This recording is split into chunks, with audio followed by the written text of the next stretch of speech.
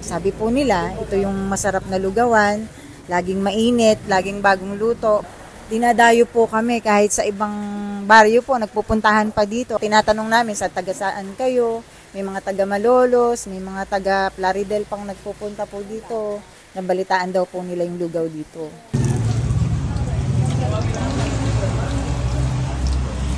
Totoo po talagang may-ari nito yung ate ko, namatay ng pandemic.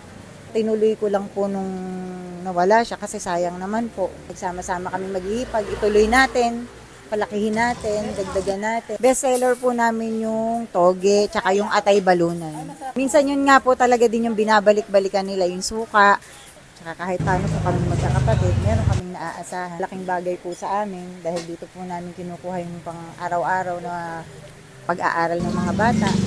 Ang pagluluto po kasi nila, start ng 3 a.m. Ang asawa ko po, tsaka yung kapatid ko ang unang nagluluto. Mag-o-open na ng 5:30 ng umaga para nakaprepare na po lahat. Sa umaga po, nakakalimang kaldero po kami. Sa gabi po, nagkokontrol lang kami hanggang 3 lang po para wala po kaming tira. Lagi naman pong sold out, kaya nakakatuwa po. Napupuno po yan, lalo pag ganitong linggo. Mas marami po sa gabi, punong-puno po yung labas namin. Kasi naman siguro mga 100 person. Kaya naman po yun ng sabay-sabay.